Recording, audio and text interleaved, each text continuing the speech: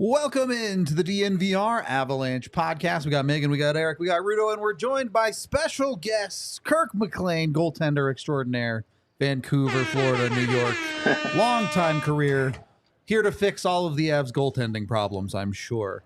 Kirk, first of all, thank you for joining us. Appreciate you coming on the show for us. Well, Kirk was thanks for having me. Yeah, Kirk was my roommate with the Rangers for 3 years, and I can say that he was the best roommate in the National Hockey League, and I think it's reciprocal too, and then we had fun together. And then Kirk also, after that lengthy career, was when I was working with the Avs here, he was our goaltending coach here. So a lot of history between us, and no better guy than to talk goalies, and especially Avs goalies here, starting with Georgiev coming back in tonight. Yeah, I'm looking forward to tonight for the Avs. I did want to have a couple of conversations, though, about Avalanche goalies. Eric has told us some stories about the acquisition of one Varlamov. Yeah. Why was it Varley? Why were you guys so interested in Varley back then? Why did he have to be the guy for Colorado? Well, we had, I think we had a few on the radar. We had Varley's partner in Washington as well at the time, and I think we had also, was it Jake Allen on? Yeah, Allen he was in there. St. Louis, and not Bernier. Quick, but the other Bernier in LA. So we went back to the days of Eric's father and how he approached making secret trades, and it finally dawned on me from back when I was playing how he always used to pull off all these trades without anybody knowing what was going on. But we had like a little top secret file going where, I'd go out and scout these goaltenders without anybody knowing. I wouldn't go up into the press box or anything like that. I would actually sit in the stands and report back to Craig Billington pretty much after every period. That would be my report on each goaltender in each game. I would go watch them in the odd practice if I was there long enough to go see them in between games, and it was quite fun. I really enjoyed it. It was the other side of the game that I obviously he wasn't accustomed to or wasn't around to do until that particular time. But I quite enjoyed it. I don't mind traveling. I don't mind hanging out at the rink once in a while and watching the position that I played. And not only was I watching these players and reporting back, but you're still learning as a player or as a goaltender. You're learning the position. So when I did watch the odd practice, just watching their goaltender consultants or instructors on what they were doing with them in practice, and it was little pointers that I picked up because I'd been out of the game at that point for probably close to 10, 12 years or so, and it was my first time really back on the ice full time with the goaltenders, and it was an awesome experience. Moving into the current Avs, back in your era of hockey, it was common for goalies to play 60, 65, even 70 games in some cases. Yeah. Bednar has been pretty vocal about being comfortable playing that with Georgiev. A lot of new modern coaches angle their goalies to play less than 60 a year. Where do you stand on the get as much experience as possible, or do they need rest? Where are you at? Well, I'm a big believer in you play with your horse, right? It's a lot different now than when we played. They have all the resources available to them as far as their rest, their nutrition, the maintenance on their bodies, all that kind of stuff. Where we didn't have anything like that. We just had to kind of wing it by ourselves and be. They travel way better. We flew commercial. They fly, private and chartered planes with first class seats and probably have better meals on the planes than we ever ate on a regular day basis. And then, of course, they have 5-star hotels. Plus, they have, in the CBA, they have 4 days off, 2 days on the road, 2 days at home automatically. And then what the coach is going to give them on top of that. So there's plenty of time to rest. I'm play your horse. Sure, you got to rest them and pick your spots because you want your backup goaltender to step in there and and do what he needs to do to give the team a chance to win, and instill a little confidence in him as well, because it's important just in case your goaltender goes down, right? I got one question too. Like, I want you to put yourself in Georgiev's shoes. It's, he's a fairly new starter in this league last year, right? And then this, Yeah, has an okay playoff, has a good playoff, but doesn't win the round. yeah, yeah, Then he's playing this year. He's getting the bulk of the games. Now, I want you to put yourself in his shoes, meaning like there's a yeah, big talk here around town about the Avs, and Eustace Annunen is now the backup, and he's a young guy, and he's yeah, played, 2 games this year now? So Eustace played 2 games, and then yeah, Prospitov picked up on waivers. He played 5 games. So obviously those yeah, are not really viable options right now. But my question to you yeah. is if you're Georgiev, would you like to have the veteran presence of, for example, a Marc-Andre Fleury coming in and knowing that you're still the guy, but you have Fleury next to you? How does that make you feel as a goalie? Does that help you, or is that more like a I, nuisance? I think it helps you. It not only helps you, but it helps the team. You need, especially as you know, Eric, going into playoffs, you need some experience there. And he got to the playoffs and didn't bring them to the next step. But that's part of the learning curve, and learning how to win in the playoffs. And it takes time. Some goaltenders are lucky enough that they hit the home run right off the bat, but in general, it may take a couple of playoff runs before you understand what it takes to win, and um, and go on from there. But I think bringing in somebody that's had experience, if the goalies that are behind them don't have the experience, because um, as you know, if things go sideways, it would be nice to have somebody that's been there to step in, and or the guy that's been there to push him and make him a better goaltender, and just give him that experience as far as the knowledge of being through what it takes to win a Stanley Cup. My question is I'm sure similar. I'm sure Fleury's on the radar for a lot of teams, right? No, that's what I'm saying, but yeah, go ahead, Yeah, Megan. My question's similar to Eric's. I wanted to go back to when Jagier was in Colorado, because I think he yeah, yeah, brought a veteran presence, and you had a front row view of what kind of influence a goaltender as experienced as Jagier could bring to a group. Beyond just the yeah, influence he could have on a young goaltender, he was very memorably the goaltender that also talked about the team being very eager to get to Vegas in that offseason. Like, yeah. they didn't have the postseason ambitions. And I wanted to know, from your view of things, what an experienced goaltender can bring not only to a young netminder, but also an Avs group. Oh, 100%. And Jiggy was that guy. I mean, he was such a competitive goaltender. I was totally impressed with, his work ethic. One was second to none, even though he had a little bit of a hydration issue.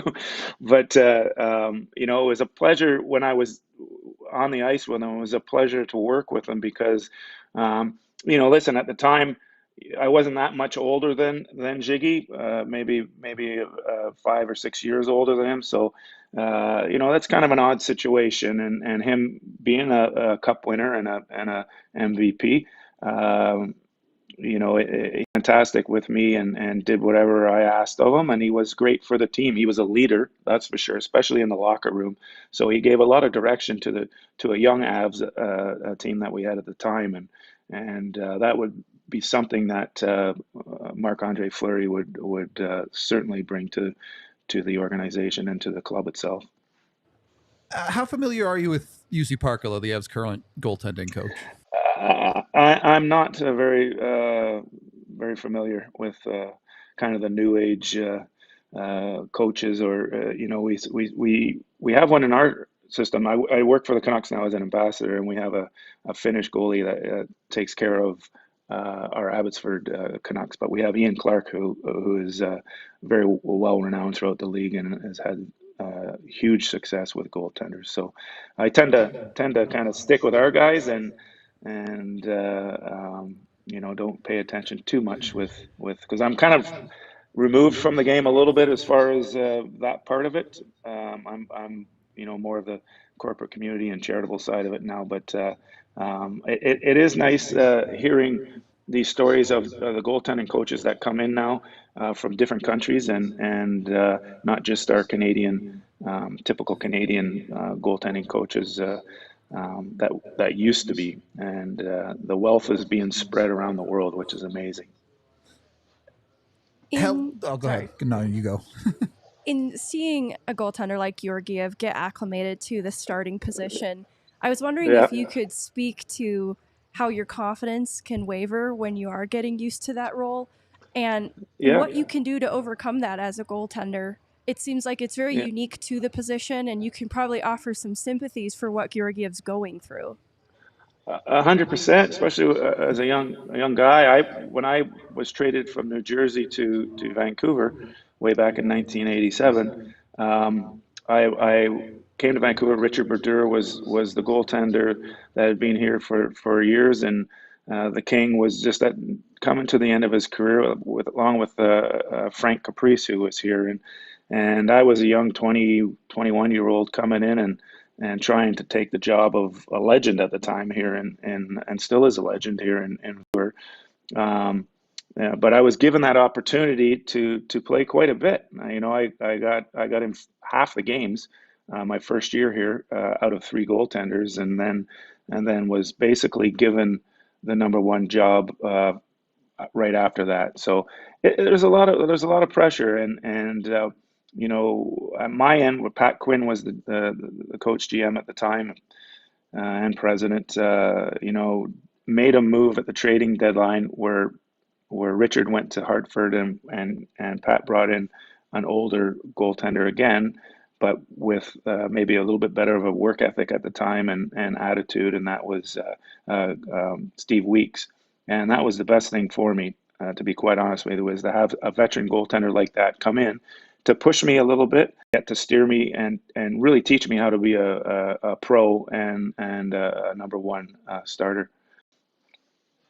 And there is a lot of pressure, without a doubt. There's a lot of pressure, and you know, goaltenders probably put more pressure on themselves than anybody else. You know, and then of course you get the media and everything else on top of that, because at the end of the day, it's a result-driven sport, and you need to rack up those W's, right? And people are always going to remember you with wins and losses, and you know, you're lucky enough you have a good organization there that will understand and be patient with you, and as long as you get a chance every game to win, you know, that's the best you can do. One final question for you. Hellebuck, Swayman, somebody else, who you got leading the Vezina this year? Well, right here in Vancouver, Demko. Fair enough. I love it. Yeah. Going he's with actually, boy. by the way, he's going for a club record tonight for the most wins, consecutive wins. He's tied with Dan Kluche at 9 wins in a row. Yeah, so if he beats Boston tonight, then he'll hold the record for that at 10. Oh, nice. That's awesome. Yeah. All right. Yeah. Hey, listen, we're going to get going with a pregame show. Keep going, but now you're a friend of the show, and then obviously trade deadlines coming up, and we're gonna get you on an off day pod, and we have more time with you, and I really want to get into when you get back on. You know, people don't realize that you guys in Jersey had 4 guys that were drafted like the same year or within a year apart, and all 4 ended up having like 12+ year careers in the NHL. So you know what? There's time for UC. There's time for Prospetov. It's not the end of the road when you get demoted. So next time we'll talk about all that. But in the meantime, thank you and good luck, and keep doing what you're doing in Vancouver as an ambassador and working with the alumni and charitable side of things. And by the way, they have the best alumni association in the National Hockey League, Vancouver. I mean, those guys are unbelievable. So keep doing up the great work, and we'll talk to you hopefully in the next couple weeks. Thank you. Okay, buddy. Keep doing what you guys are doing. You guys look great. Enjoy. Thank you very much. Okay. See you, guys. And gals. And gals. And gals. All right. We do have a hockey game to talk about today. The Avs looking for their first win on this road trip against the Carolina Hurricanes. You got those 3 keys ready? We can just jump right into it. Yeah, so let's jump right into it right now. Sorry about that. All right. Every shift matters. Number 1, every shift matters. Don't fall asleep for a few seconds. We saw that last game. They make that great comeback, and then just for some reason, guys were sleeping for a few seconds, and then the puck's in your net. So gain that consistency back. No sloppy mess example. Obviously, we just talked about it. The game winner last game. 2, dominate the shot attempts. Those guys don't give up much lately. I mean, they just don't. I'm talking about the Canes. They've had some games. I want to say 3 of the last 6, they're below 20. Yeah. I'm talking about in shots on net. So, you know what? That means if you do that, you're going to get puck possession. It means the law of averages, meaning talent usually takes over, right?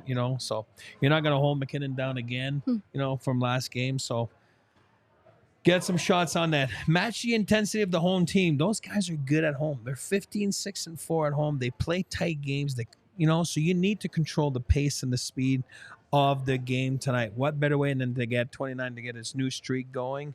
And, hey, big game. Obviously, the road trip didn't start the way they wanted it to be. It hasn't been that bad. They're still a good team, but great game tonight. I talk about it all the time. I'll just brush it off right now a little bit. I don't mind back-to-backs. I don't like 3 and 4s. So this is a 3 and 4. This is the one I don't like. Hopefully that they make me eat my words tonight.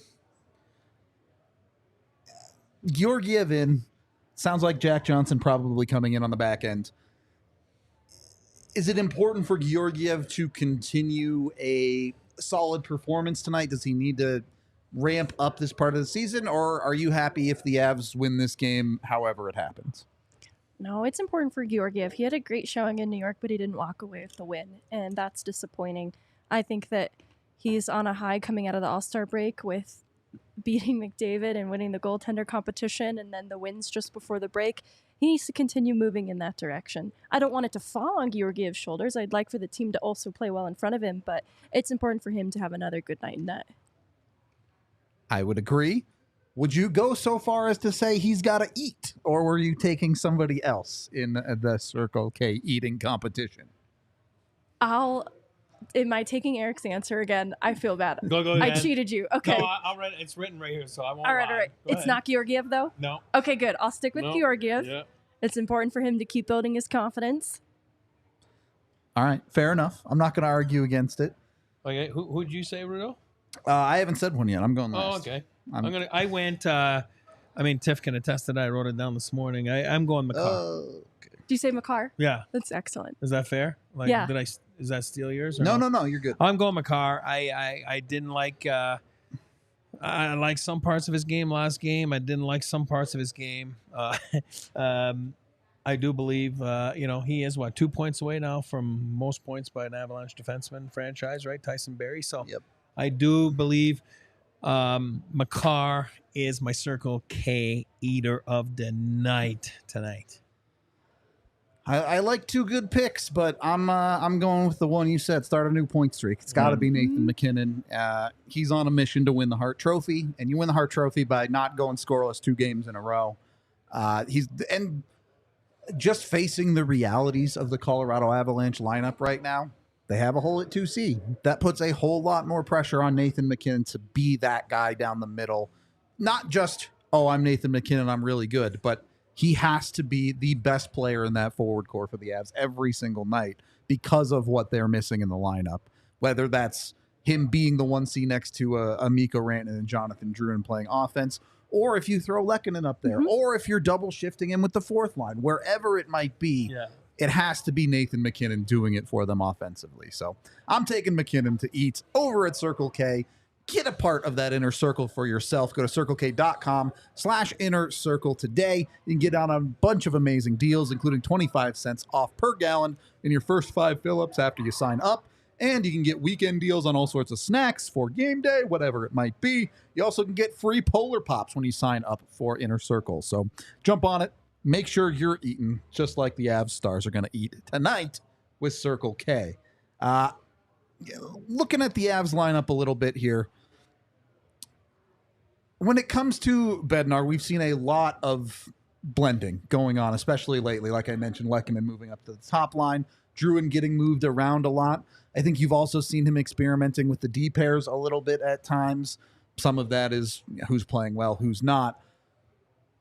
Are we at a point in the season where these things should be solidifying a little bit more? Do the Avs need to pick their spots and settle into something, or are you guys comfortable with it continuing to be a little bit of a mix? If Val Nichushkin was in the lineup, I would probably want to see it a little more solidified.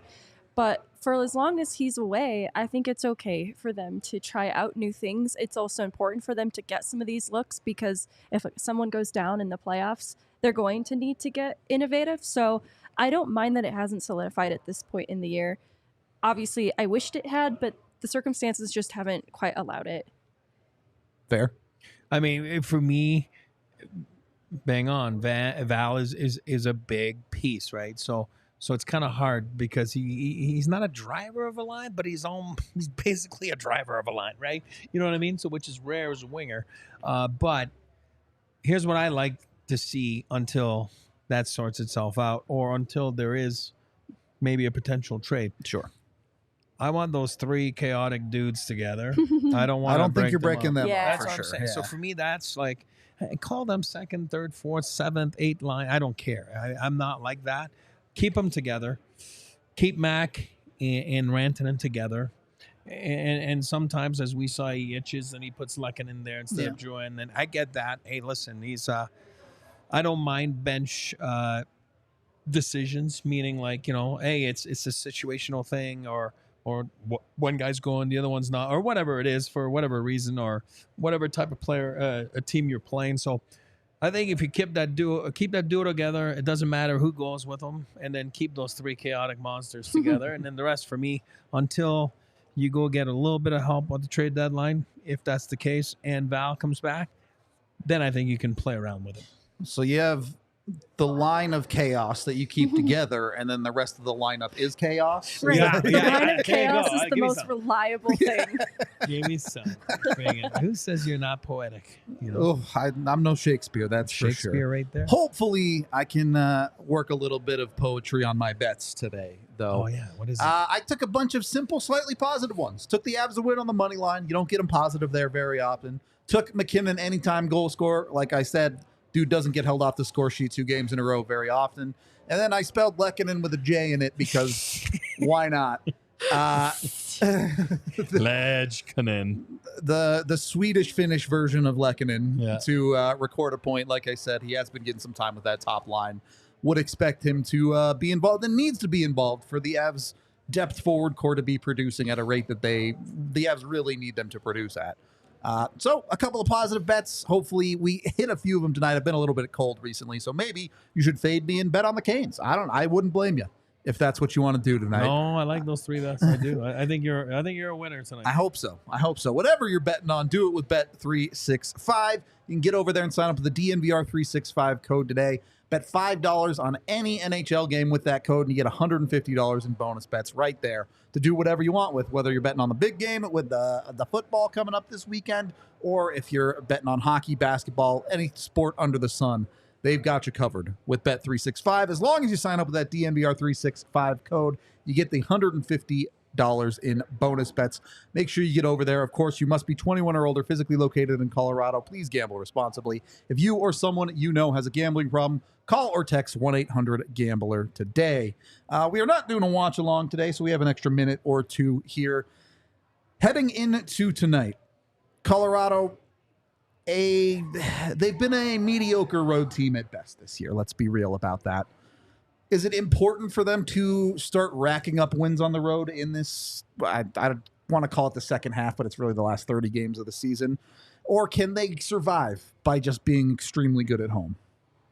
No, it's important for their pride. It's important for the standings too, especially down the line. I think it's starting to matter more and more, even these points on the road.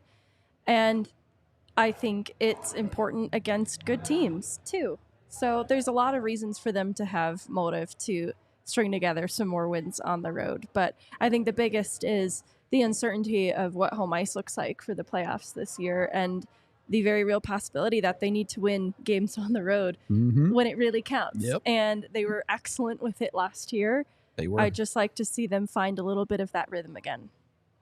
Yeah, you got to be able to get away from matchups and not be bothered by those things. And, and you're right. If you want to win in the playoffs, you're going to have to win some big ones on the road. And and I think they're 12-10 and something this year, which is Just not above 500, it's just not good enough. They're better than that.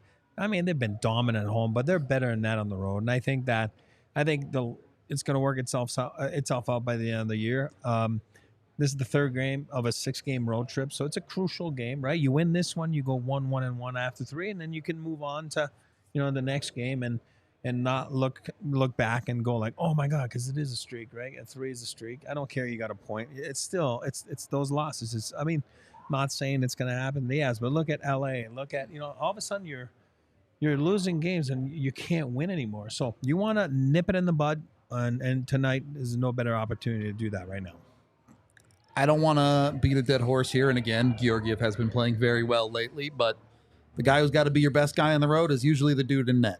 So let's see another good one from Georgiev tonight. We are wrapping up this pregame. Thank you for tuning in. Like and subscribe if you appreciate it. Especially, we've had a ton of interviews lately. So, go show us some love for all the guys we've been getting on the pregame shows. We will be back for postgame, breaking all down whatever happens. Change the mojo a little bit. No watch along. Maybe the Avs will win for those who believe in the superstitions. We will talk to you guys after the game. We all silly like the mayor.